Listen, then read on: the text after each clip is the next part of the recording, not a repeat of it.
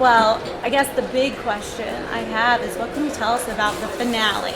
Oh, Yeah. my gosh. Okay, the upcoming summer finale is definitely going to have everyone on the edge of their seats.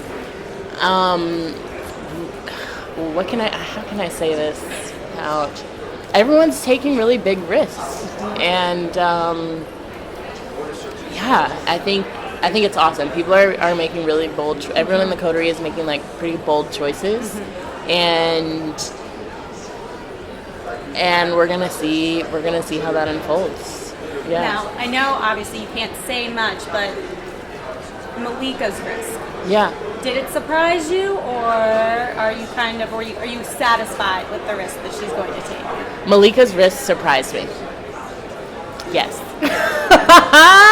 Malika. Yeah. Yeah. I'm proud of Malika.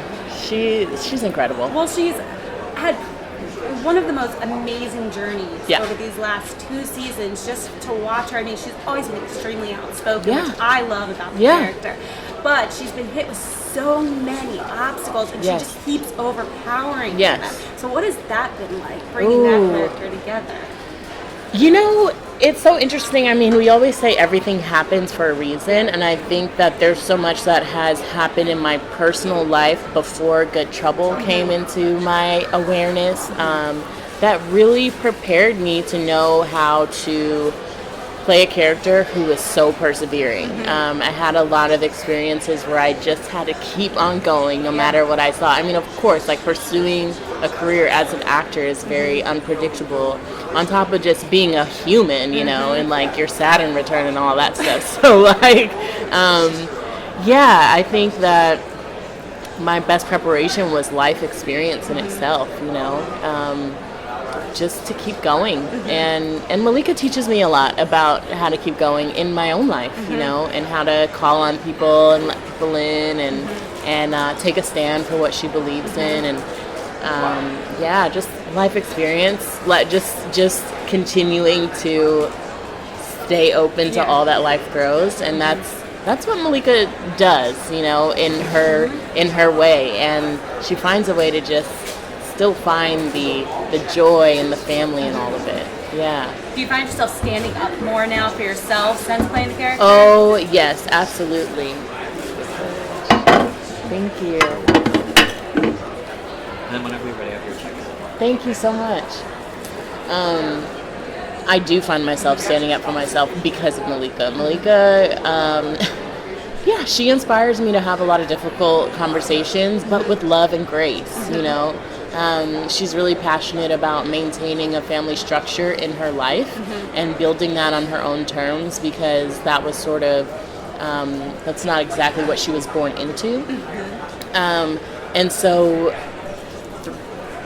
inspired by her, I definitely have found the ways to speak up for myself and have difficult conversations in my personal life and professional life, but in a way that says, hey, we're family. This is not me against you. This is us against, ambiguity, or us against, like, this is us collectively fighting for the same thing.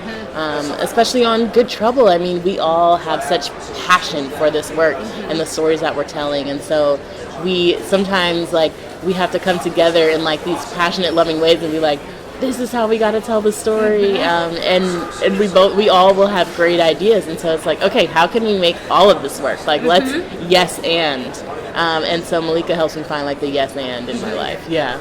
Well, it's nice because your chemistry with the entire cast, from no matter who's on screen, is really fantastic. Oh, It yeah. transcends so well, and I think that's why so many people can relate to the series. Is there's a lot of people growing up in this world who don't have a family. Oh, yeah. But to be able to watch a show like Good Trouble and see, look, Malika, she's not in contact with her mother. Yeah. Like, her brother's there, but not not really. Yeah. But she has found a family, so it gives a lot of people hope. So true. So, in regards to her biological family, are we going to learn more about, obviously, her past, but her future, with possibly a relationship with her mother, and then hopefully growing something more with her brother? Yes, we are going to dive into Malika's biological family for sure. Definitely, we'll see more about Malika's relationship with her father. We will see more about the dynamics of that and how that affects her relationship with her brother for sure. And then just like how she, now that her mother has passed, how she decides to carry her mother with her and how she moves through forgiveness. So yeah, kind of tying up those loose ends. But then also Malika starts to learn as she develops these relationships and starts to learn more even about her mom. She starts to learn more about herself and why she is the way she is. And she starts to feel, I think, and what I'm happy for Malika for is that she starts to feel less isolated maybe, less in her own head, because she starts to learn a little more about how her parents grew up and what they were passionate about. And, you know, seeing how that affects her relationship with her brother, who was also, you know, born of the same people, is really fascinating. Do you think the passing of her mother changed her at all? Maybe regret? Yeah, I think that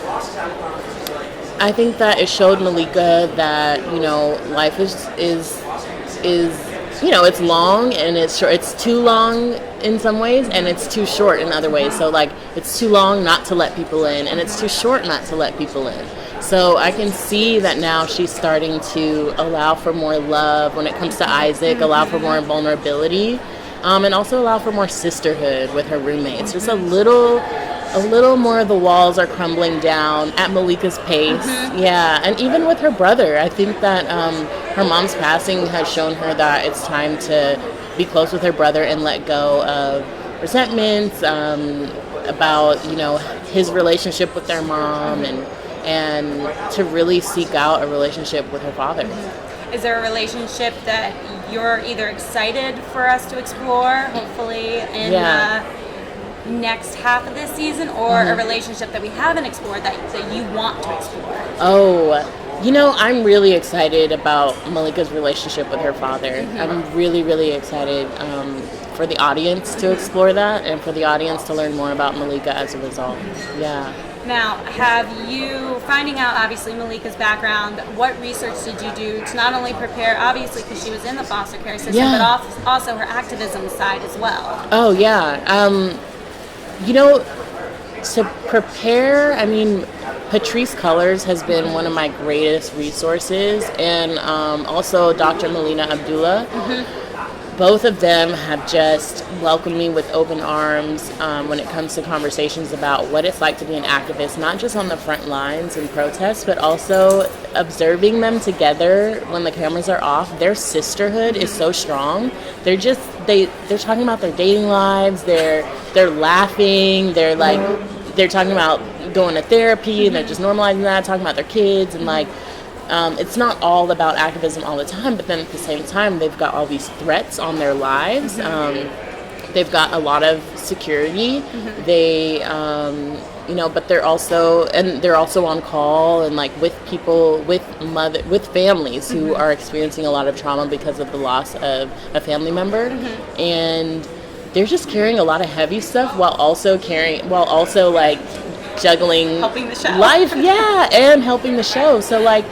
Just being around them has allowed me to see the multi-dimensionality of what it's like to be an activist, and that's really helped me dive into Malika's work even more, or into the work of playing Malika even more, because she really can be an activist and be a student and have a love life and live in this coterie and bartend, and because at first I was like, I'm overwhelmed, and then it's like, well, I guess in my own life I've balanced a lot, so now I can look at it through Malika's perspective. So the research has mostly been like really spending time with activists off of the front lines and seeing what their day-to-day lives are like. Yeah. Was there anything in that surprised you about, besides the having to balance so many things? Yeah. I mean, just thinking of ourselves, like, I balance a lot of things, do balance lots of things, but then to add on that, which is even more of like I don't want to to say just impacting, because everybody's stuff is impacting, but that is like, you would think would be a full-time, all hands-on thing. Yeah. Then you find this, and it's like, wow. Yeah, that's what surprised me and inspires me the most, is that when I do spend time with Patrice and Dr. Abdullah, is like how many other responsibilities they have, which shouldn't have surprised me, because we're all human, and like, they have children, they have to figure out, babysitting and childcare and school and like groceries and their homes and all that stuff. But on top of that, they've also got so many people who just reach out to them in trauma, who are deeply triggered and upset, and they've got to hold space for those people while holding space for their own. So I think, like, I don't know if I just realized, wow, there's a lot you can do in a 24-hour day, and also like consult on a show and like sometimes act on an episode in a show. Like, I don't know how they do it, but they do it with so much grace. I think that's what surprised me the most, is just how much normal life they also balance on top of such a uniquely intense like work life. Was there something about the character now, as you added on all of these layers and learning about her background in activism and obviously foster care system, that surprised you when you were given a script, or the writers came and talked to you, you were like, was not expecting that? Oh yeah. Especially in the finale. And even in tomorrow night's episode. In episode 7, there's a lot. I mean, I think in the preview we see that Malika goes into this Black Lives Matter meeting, and some of the information that is revealed in there, I'm like, oh wow, this is what goes down, when the cameras are off. Usually before Get Trouble, when I would see Black Lives Matter, I would see it on social media and then also in protests. And, the meetings that happen, or even just like kind of the work, like maybe the busy work where you're sitting down, the work that is very necessary, but that's not glamorous, like stuffing envelopes and making phone calls and, picking up coffees and all that for hours, and like kind of a dingy space, like wherever you can find it. Experiencing that through Malika's perspective over the next couple episodes has been really eye-opening. And just makes me appreciative of like all that has to go on before you can get to a march or get to a protest or post something on social media. There is just so much hands-on work that has to get done. Was there anything about that obviously, just not only the surprise, but you only get to see so much. And you, as you said, you saw it on social media, you would see it on TV, but all of this background was like, I didn't even know. I didn't. Now, did you get to firsthand see any of that, or was it all just something that was brought to you by the consultants and your own writers? That was mainly brought in by the consultants and the writers. So I did get a great chance to like really speak with Patrice and Dr. Abdullah, and with our other writers as well. And it's been mostly through the script, and then like doing a little research on my own to see if I could find anything. But a lot of that stuff is so private. And then also spending time at Patrice's home has been really helpful. So, but that was still also after I got the script. But just to see like, what goes on in the home to prepare for that type of work. And that was very, very, very eye-opening. And just to see like the type of community and collective work that comes together was really helpful. Does it ever make you nervous when you get that script and you find out what she's going to be doing taking on?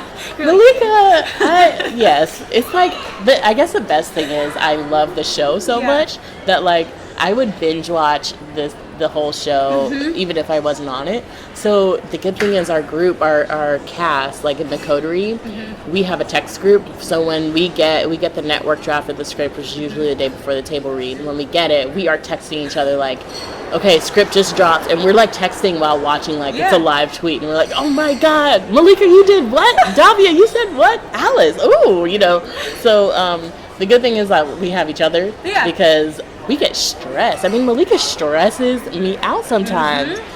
And also, she inspires me so much. So sometimes I'm just like, Malika, what are we going to do this episode? What are you going to take me into? What are you going to take me through? And I always know I need like a day after filming for Malika because she does endure a lot of intense trauma and emotion and, you know, have had to level up in my self-care to make sure I don't always hold that trauma in my body because it is an honor to carry it and like, you know, and tell it in a truthful way on camera. And then, I mean, afterwards I have to be like, because she can stress me out if I let her.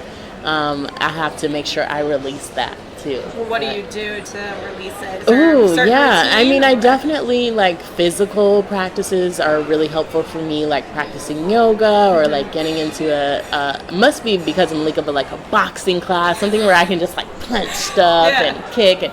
But you know, dance classes have been really helpful. But just anything where I can like move my body, laugh, be with a group of people, but also be in my like not have to talk to them necessarily. That's been good because I think it's important not to be super isolated when taking on all that trauma. So like going to a group sort of fitness thing is helpful, or like getting in nature, going on a hike. I recently started acupuncture, which has been really helpful. Awesome. Yeah, things like that. Yeah. Now for Malika herself, what do you think she does to de-stress? Ooh, I think Malika is still trying to figure that out. You know, I gotta hand it to her. She does make it a point to spend time with the people she loves. You know, as many walls as she has up emotionally, she's really good about being sort of maybe the mama bear of the coterie in a way, where she's like, hey guys, we haven't had a family dinner, like I want to have Ethiopian food, let's get together, you know, or like making everybody get up and do some silly dance, or I mean, she makes sure to spend time with her girls, even if they have to come to her job at the bar, or like with her brother, she's like, okay, come work with me. Like she finds a way. She shows up, you know, for Jamal's mother. She, as much as she's got going on, she's really good. I think her self-care is to make sure that she charges up the relationships that she has in her life, you know, even with, you know, especially with Isaac now. And I think that was a challenge for her because the way that they met was kind of in like a rocky way, you know, it was a bit controversial. So like I think that she's just really good at making sure that the people in her life know that they love her. And she's really passionate about making sure she feels like she's got a family structure. Yeah. What are we going to see regarding her relationship with Isaac?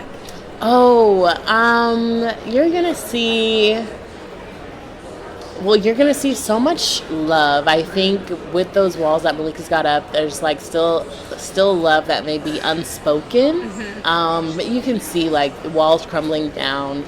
They are very different, and they grew up so differently that like you start to see a lot of how they learn from one another because they see the world through very different lenses. And then, you know, there's going to be some clashing. I mean, they have different views on what it means to be an activist. And at the end of the day, that's something that each of them is very passionate about, and it does have an impact on their relationship. And so there are going to be some shakeups in that. Yeah. I know. I just need everybody to tweet how much they love Isaac and Malika so that we can keep that love going. I love that. Yeah. I love that they're different, yet they find ways to lean on each other, even when they don't agree on it. Yeah. They still find ways to lean on each other. That's I think it's extremely healthy to show a relationship that way. Yeah, they're such teachers for each other. Yeah. And they kind of balance each other out where they don't agree. Like, he may not agree, but she agrees. And I always find that creates not only for good television, but I learned so much from them. Yeah, and it's putting the spotlight on a healthy relationship. Yeah, healthy relationship and healthy conflict resolution. Yes. Which is something I'm totally learning. I'm like, it doesn't have to be like an absolute no. We can talk through this and see this through each other's perspectives. And they really choose to listen to each other. And like, I mean, they will strongly express how they feel. And they call each other out, which I think is so healthy. They don't leave it under the rug. And so, yeah, they come together and say, okay, I hear you. Okay, I see it from your perspective now. I apologize, and so hopefully they will continue to do that, because there are more and more, there are going to be some more challenges thrown their way, Yeah. One of my favorite episodes this season was Malika's birthday. Oh my God. I've watched that episode like 5 times as if I'm a fan, and I scream at every scene like I haven't watched it before. Every single time. I've watched it 3 times. Like, yes, now. I clap at the dance. I'm like, wait, you rehearsed that. But it's so good. Well, I was going to ask you, what was it like filming that, rehearsing that? Oh my gosh. Getting on, because this was, like, when I found out we were doing Malika's birthday party, I thought it was going to be like a rager or something different, and then this came out, and I was just like, this is going to be good. Oh my gosh. Well, it was incredible. First of all, I mean, being directed by Chandra Wilson, she is just a powerhouse. I mean, of course, like, her character, Dr. Bailey, is such a powerhouse, and then she is, she has such a clear vision for this episode that she was able to communicate to us right away, and that we all dove into it, and the cast and crew were all just so here for it. It felt like a real birthday party for me, which was fun. The whole sort of week and a half that we were filming. It was intense. I'll say I learned a lot about my needs going forward, because I reached a point of like burnout. I totally probably over-rehearsed physically, on top of like trying to work out all the time, on top of filming the 16-hour days and like not sleeping very much. And that was on me. I mean, I really I think I was just so emotionally invested and put so much pressure on myself to make this episode so great, that my self-care that I thought I was doing was actually like maybe a little too much. Like, I think I needed to rest a little more. So it was a lesson for me, like not to reach burnout next time. But other than that, and I know that it's possible to still, give in excellence without like pushing yourself too hard, like being kinder to yourself. Because Chandra, our director, she had such a clear vision, and she was so kind to everyone. And, she didn't even have to ever repeat herself. So there's a way to do it. The episode was so fun because our cast, our stories are shot so separately because it goes into our storylines. And so anytime we get to do like a family dinner episode, or like a Davia's birthday, now Malika's birthday, anything where we get to do that, we get so excited because we're going to be together for the week. And we usually aren't. So we just have fun being with each other and seeing each other out of our elements. I mean, seeing Sherry Cola do that dance and have her cleavage and her leotard was just like, we were just, and she was, of course, we had to shoot it for hours and hours, probably 2 a.m. when she did that. And like, we're just cheering her on in real life, and you can see that through our characters. And the same thing with Tommy. He was so nervous. It was so funny, all the, because he had a ton of rehearsals as well, and so and they made sure that we didn't see each other's rehearsals until we actually shot each piece. So our reactions were real, which was so good. Yeah, but it was so fun. I mean, it was really powerful rehearsing the Black Lives Matter. It was really powerful rehearsing the Black Girl Magic poem and dance. Our choreographers were so incredible, and they were so passionate about pushing that narrative forward. And I can tell that, me, Ayantha, and Candace just got even closer in our sisterhood in terms of just like rehearsing that piece. And Ayantha's such an incredible professional dancer, and she was it was like we each had all of our different strengths, so we were able, and Candace is a poet and she wrote that spoken word.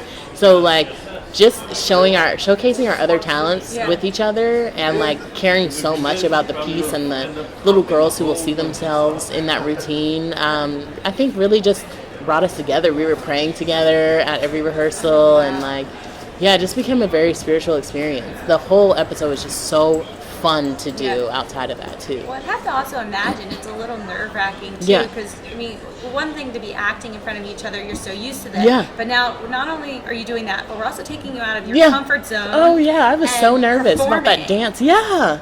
So with that added, I can obviously see why you did get burned out and stressed, because I would be worried about that. Because I'm like, I gotta, try to rehearse it at home. I work out because I wanted to look great in that outfit, you know, all that stuff. So, were you in contact with one another? Did you guys have any idea what the other person was doing? Was that known, or was that kind of kept separate? As in, like, this? Not is really. I mean, there would be some. No, I mean, there would be sometimes if we had like a fitting. I may have seen like a picture of like Sherry Cola's outfit, and I was like, oh, we're doing that. I don't even know if I saw that, or like